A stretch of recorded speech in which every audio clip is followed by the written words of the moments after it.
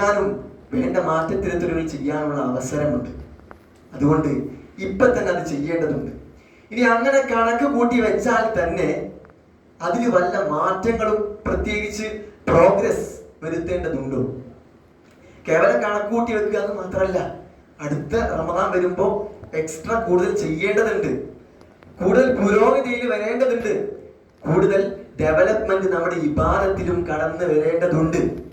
അപ്പൊ മാത്രമേ നമ്മൾ ഈ ഭൂമി ലോകത്ത് വിജയിച്ചവരായി മാറുകയുള്ളൂ.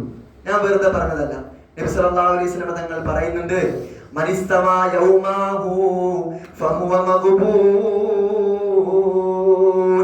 ഒരു വിശ്വാസിയുടെ 2 ദിവസം ഒരേപോലെയായി കടന്നുപോയാൽ ഈ ഭൂമി ലോകത്ത് അവൻ പരാജിതനാണ്, ഈ ഭൂമി ലോകത്ത് അവൻ വഞ്ചിക്കപ്പെട്ടവനാണ്, ഈ ഭൂമി ലോകത്ത് അവൻ പരാജയത്തിന്റെ പടുകുഴിയിലേക്ക് പോയിക്കൊണ്ടിരിക്കുകയാണെന്ന് ശഫീഉനാ റസൂലുള്ളാഹി സ്വല്ലല്ലാഹു അലൈഹി വസല്ലം.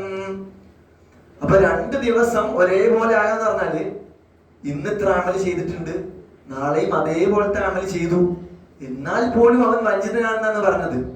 മറിച്ച് ഇന്ന് ചെയ്ത ഒരു അമലിനെക്കാട്ടി കൂടുതൽ ഒരു അമൽ നാളെ ചെയ്യണം. ഇന്ന് 10 സ്വലാത്ത് ചൊല്ലിയിട്ടുണ്ടെങ്കിൽ നാളെ 11 സ്വലാത്ത് ചൊല്ലാൻ സാധിക്കണം. അല്ലാത്തവനാണ് വഞ്ചിതനെന്ന് നബി സല്ലല്ലാഹു അലൈഹി വസല്ലം തങ്ങൾ തന്നെ പറഞ്ഞു വെക്കുമ്പോൾ 2 ദിവസങ്ങളുടെ കാര്യമാണ് ഞാൻ പറഞ്ഞത്. 2 ദിവസം എന്ന് പറഞ്ഞാൽ ഏറ്റവും ചുരുങ്ങിയതാണ്.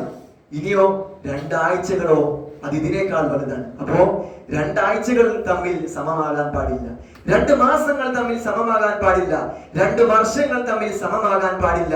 അത്തരത്തിൽ ഒരു മാസത്തേക്കാൾ, ഒരു ദിവസത്തേക്കാൾ, ഒരാഴ്ചയേക്കാൾ അധികമായി കൊണ്ട് അടുത്ത ആഴ്ച, അടുത്ത ദിവസം, അടുത്ത മാസം, അടുത്ത വർഷം നമ്മുടെ ജീവിതത്തിൽ കടന്നു വരണം. അത്തരത്തിൽ പ്രോഗ്രസ് ഉണ്ടായാൽ മാത്രമേ വിജയം ലഭിക്കുകയുള്ളൂ.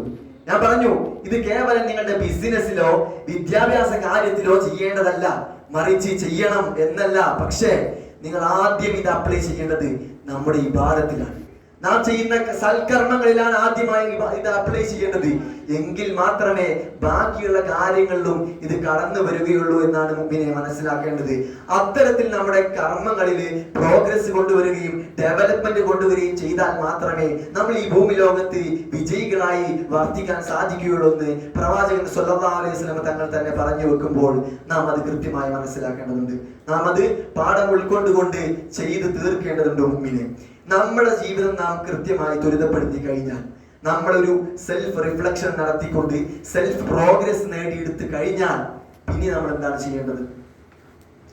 നമ്മൾ സ്വയം നന്നായാൽ മാത്രം മതിയോ? അല്ല, അങ്ങനെയല്ല, അങ്ങനെ ജീവിക്കാനല്ല നമ്മൾ ഈ ഭൂമി ലോകത്തേക്ക് പറഞ്ഞയച്ചിട്ടുള്ളത്. പ്രത്യേകിച്ച് ഉമ്മത്ത് മുഹമ്മദ് സ്വല്ലല്ലാഹു അലൈഹി വസല്ലം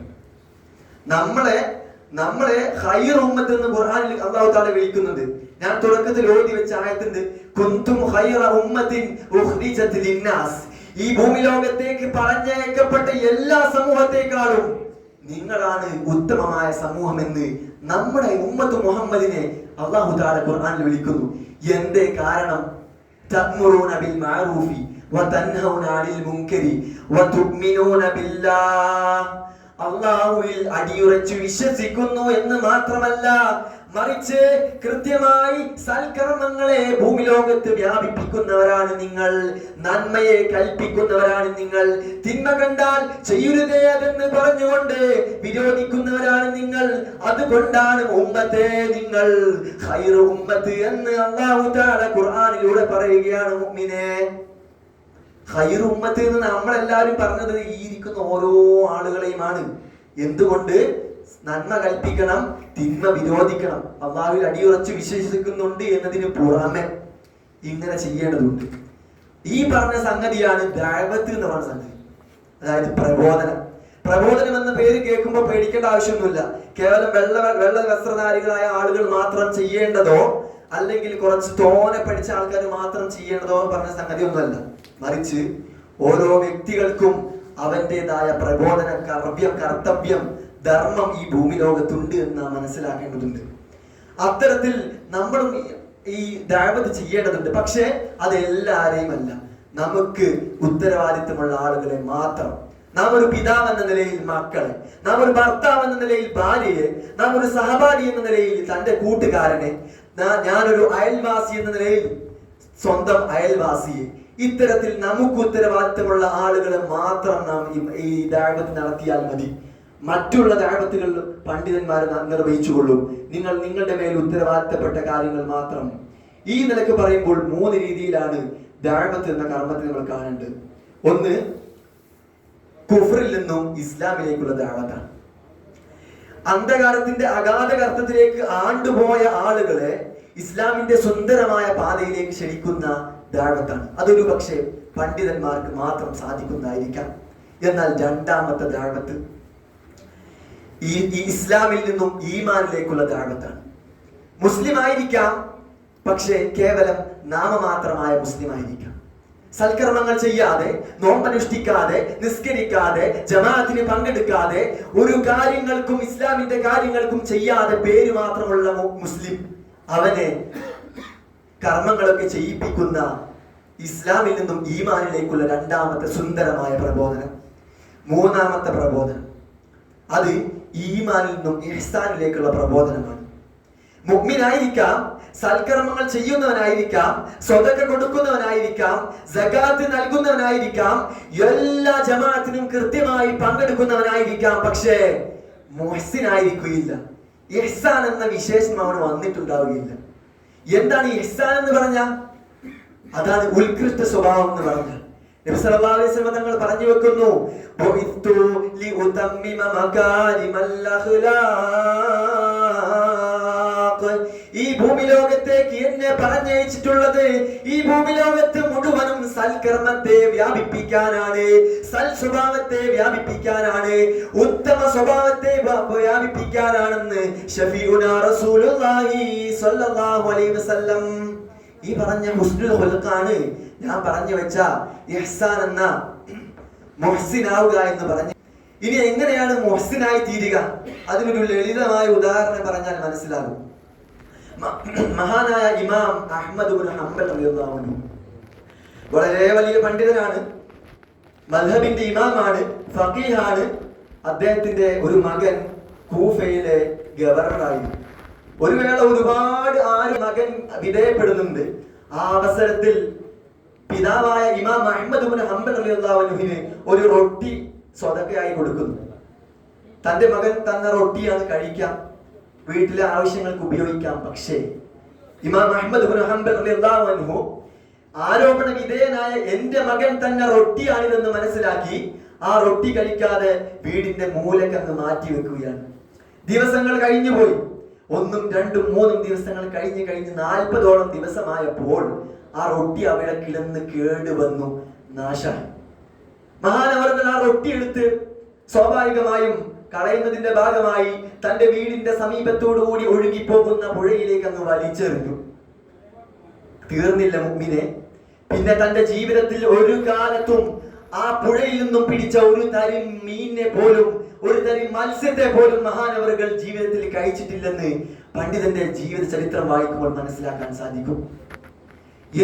എന്താണ് മുഅ്മിനെ ആ പിടിക്കുന്ന മീൻ കഴിച്ചാൽ? ഏത് മീനാണ്? ഒരുപാട് മീൻ ഉണ്ടാകും പുഴയിൽ. അതിൽ ഏത് മത്സ്യമാണ് ഈ റൊട്ടി തിന്നതെന്ന് നമുക്ക് മനസ്സിലാക്കാൻ പറ്റൂല. ചിലപ്പോ കഴിച്ചിട്ട് തന്നെ ഉണ്ടാവുകയില്ല. പക്ഷേ ഇമാം അഹ്മദ് ഇബ്നു ഹംബൽ റളിയല്ലാഹു അൻഹുവിന്റെ സൂക്ഷ്മതയാണ് നമുക്കിവിടെ മനസ്സിലാക്കാൻ സാധിക്കുന്നത്.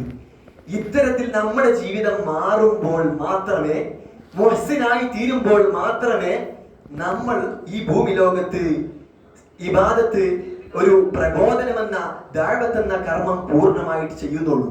അത്തരത്തിൽ നമ്മുടെ മക്കളെ, നമ്മുടെ ഭാര്യയെ, നമ്മുടെ സഹപാഠിയെ, നമുക്ക് ഉത്തരവാദിത്തമുള്ള ആളുകളെ നാം മാറ്റുന്നത് വരെ ഈ ഭൂമി ലോകത്ത് പ്രബോധനം എന്ന കർമ്മം അവസാനിക്കുന്നില്ലെന്ന് മനസ്സിലാക്കണം. ഓരോ പ്രബോധകനും പ്രബോധിതനും തന്റെ കർത്തവ്യം പൂർത്തിയാക്കുന്നത് ഇഹ്സാൻ എന്ന മുഹ്സിൻ എന്ന തലത്തിലേക്ക് എത്തുമ്പോഴാണ്. ആ രീതിയിലേക്ക് നമ്മൾ മാറേണ്ടതുണ്ട്. എല്ലാവരെയും അങ്ങ് ദഅവത്ത് നടത്തുകയല്ല, എല്ലാവരെയും തെറ്റ് കാണുമ്പോൾ സൂചിപ്പിക്കുകയല്ല, മറിച്ച് നമുക്ക് ഉത്തരവാദിത്തമുള്ള ആളുകളെ, ആരാന്റെ മക്കളെ നമ്മൾ പോയിട്ട് നന്നാക്കേണ്ട ആവശ്യമില്ല. അത് നിർവഹിക്കാൻ ഇവിടെ ഖതീബുണ്ട്, ഇവിടെ ഇമാമുണ്ട്, അതിന് ഉത്തരവാദിത്തപ്പെട്ട ആളുകളുണ്ട്. മറിച്ച് നമ്മുടെ മക്കളെ നന്നാക്കുക. നമ്മൾ നമ്മുടെ മക്കളെ നന്നാക്കിയാൽ, നമ്മൾ നമ്മുടെ വീടുകൾ നന്നാക്കിയാൽ, നമ്മുടെ അയൽപ്പക്കം നന്നാക്കി കഴിഞ്ഞാൽ, അങ്ങനെ എല്ലാവരും ചെയ്തു കഴിഞ്ഞാൽ ആ ഒരു മഹല്ല് തന്നെ, ആ ഒരു സമൂഹം തന്നെ നന്നാവുകയും പിന്നീട് അത് വ്യാപിച്ച് ഈ ഭൂമി ലോകം തന്നെ നന്നാകുന്ന സുന്ദരമായ സാഹചര്യം ഇവിടെ രൂപപ്പെടുകയില്ലേ? അതാണ് യഥാർത്ഥ ഇബാദത്ത്, യഥാർത്ഥ പ്രബോധനം, യഥാർത്ഥ ദഅവത്ത്. അതെവിടെയോ ഇടയിൽ വെച്ച് നഷ്ടപ്പെട്ടു പോയത് കൊണ്ടാണ് ഇത്തരത്തിലുള്ള പ്രയാസങ്ങളും പ്രതിസന്ധികളൊക്കെ നാം അനുഭവിക്കുന്നത്. ഞാൻ അവസാനിപ്പിക്കുകയാണ്. അല്ലാഹു തആല നമ്മുടെ എല്ലാ സൽക്കർമ്മങ്ങളും സ്വീകരിക്കുമാറാകട്ടെ. നാം ഇവിടെ പറഞ്ഞതും കേട്ടതുമെല്ലാം അല്ലാഹു തആല ഒരു സൽക്കർമ്മമായി സ്വീകരിക്കുമാറാകട്ടെ. അല്ലാഹുവേ, നീ ഞങ്ങളെ സ്വീകരിക്കണേ അല്ലാഹ്. അല്ലാഹുവേ, ഞങ്ങൾ ഇവിടെ ഒരുമിച്ച് കൂടി നീ സ്വീകരിക്കണം തമ്പുരാനെ. നാളെ നിന്റെ ജന്നാത്തുൽ ഫിർദൗസിൽ ഇതുപോലെ ഒരുമിച്ച് കൂട്ടണേ അല്ലാഹ്. അല്ലാഹുവേ, ഇസ്ലാമിന്റെയും ഈമാനിന്റെയും ഇഹ്സാനിന്റെയും തലങ്ങളിലൂടെ സഞ്ചരിക്കാനുള്ള തൗഫീഖ് ഞങ്ങൾക്ക് നീ നൽകണേ അല്ലാഹ്. അല്ലാഹുവേ, ഈമാൻ നൽകണേ അല്ലാഹ്, തഖ്വ നൽകണേ അല്ലാഹ്, ഇഖ്ലാസ് നൽകണേ അല്ലാഹ്. അല്ലാഹുവേ, ഭയഭക്തി നൽകണേ അല്ലാഹ്. നിനക്ക് സൽക്കർമ്മങ്ങൾ ചെയ്യാനുള്ള തൗഫീഖ് നൽകണേ അല്ലാഹ്. നിനക്ക് വഴിപ്പെട്ട് നിന്റെ അടിമയായി ജീവിക്കാനുള്ള മഹാഭാഗ്യം നൽകി അനുഗ്രഹിക്കണേ അല്ലാഹ്. അല്ലാഹുവേ, ഞങ്ങളുടെ പ്രയാസങ്ങളൊക്കെ നീ മാറ്റി തരണം തമ്പുരാനെ. അല്ലാഹുവേ, ഒരുപാട് പ്രയാസങ്ങൾ, പ്രതിസന്ധികൾ എല്ലാം നീ ദൂരീകരിച്ച് തരണേ അല്ലാഹ്. അല്ലാഹുവേ, ഞങ്ങളുടെ നാളെയുടെ ജീവിതം നീ നന്നാക്കി തരണം തമ്പുരാനെ. അല്ലാഹുവേ, റമദാൻ അനുകൂലമായി സാക്ഷി നിൽക്കുന്നവരിൽ ഉൾപ്പെടുത്തണേ അല്ലാഹ്. അല്ലാഹുവേ, റമദാൻ അവസാനിക്കാൻ പോവുകയാണ് റബ്ബേ. അല്ലാഹ്, ഞങ്ങൾക്ക് നീ റഹ്മത്ത് നൽകണേ അല്ലാഹ്, മഗ്ഫിറത്ത് നൽകണേ അല്ലാഹ്, നരകമോചനം നൽകണം തമ്പുരാനെ, സ്വർഗ്ഗപ്രവേശനം നൽകി അനുഗ്രഹിക്കണേ അല്ലാഹ്. അല്ലാഹുവേ, നാളെ മുത്തു മുഹമ്മദ് മുസ്തഫ സ്വല്ലല്ലാഹു അലൈഹി വസല്ലം തങ്ങളുടെ കൈകൊണ്ട് ഹൗൽ കൗസർ കുടിക്കാനുള്ള മഹാഭാഗ്യം നൽകി അനുഗ്രഹിക്കണേ അല്ലാഹ്. അല്ലാഹുവേ, ലൈലത്തുൽ ഖദർ കിട്ടി വിജയിക്കുന്ന മുത്തഖീങ്ങളിൽ ഉൾപ്പെടുത്തണേ അല്ലാഹ്. അല്ലാഹുവേ, സൽക്കർമ്മങ്ങളെ കൊണ്ടാനുള്ള തൗഫീഖ് നൽകണേ അല്ലാഹ്. അല്ലാഹു, ഞങ്ങളെ മക്കളെ നീ സ്വാലിഹീങ്ങളാക്കണേ അല്ലാഹ്. അല്ലാഹുവേ, നാളെയുടെ വാഗ്ദാനങ്ങളാക്കി ഞങ്ങളെ മക്കളെ നീ മാറ്റി തരണം റബ്ബേ. അല്ലാഹുവേ, നാളെ ആളുകളുടെ മുമ്പിൽ തലകുനിക്കുന്ന സാഹചര്യം വരുത്തല്ല റബ്ബേ. അല്ലാഹുവേ, അവർ നീ നന്നാക്കണേ അല്ലാഹ്. അല്ലാഹുവേ, ഞങ്ങളുടെ വീടുകളിലും കുടുംബത്തിലും നീ ബറക്കത്ത് ചൊരിയണേ അല്ലാഹ്. അല്ലാഹുവേ, കച്ചവടത്തിൽ ബറക്കത്ത് ചൊരിയണേ റബ്ബേ. ബറക്കത്തും നൽകി അനുഗ്രഹിക്കണേ അല്ലാഹ്. അല്ലാഹു, ഞങ്ങളുടെ സഹോദരങ്ങൾ റബ്ബേ ലോകത്തിന്റെ വിവിധ ഭാഗങ്ങളിൽ പ്രയാസങ്ങൾ അനുഭവിച്ചു കൊണ്ടിരിക്കുകയാണ് റബ്ബേ. സമാധാനം നൽകണേ അല്ലാഹ്, സലാമത്ത് നൽകണം റബ്ബേ, സന്തോഷം നൽകണം റബ്ബേ, റാഹത്ത് നൽകണം തമ്പുരാനെ. ശത്രുക്കളെ നീ പരാജയപ്പെടുത്തണേ അല്ലാഹ്. അല്ലാഹുവേ, ശത്രുക്കളെ നീ ഛിന്ന ഭിന്നമാക്കി കളയണം റബ്ബേ. അല്ലാഹുവേ, ഞങ്ങളെ നീ സ്വീകരിക്കണം റബ്ബേ. അല്ലാഹുവേ, ഞങ്ങളുടെ പ്രയാസങ്ങളൊക്കെ മാറ്റി തരണം തമ്പുരാനെ. اللهم اجعل هذا الشهر الشريف العظيم شاهدا لنا لا شاهدا علينا، واجعله حجة لنا لا حجة علينا. اللهم اعتق رقابنا ورقاب آبائنا وأمهاتنا وأساتذتنا من الديون والمظالم والنار. ربنا في الدنيا حسنة وفي الآخرة حسنة وقنا عذاب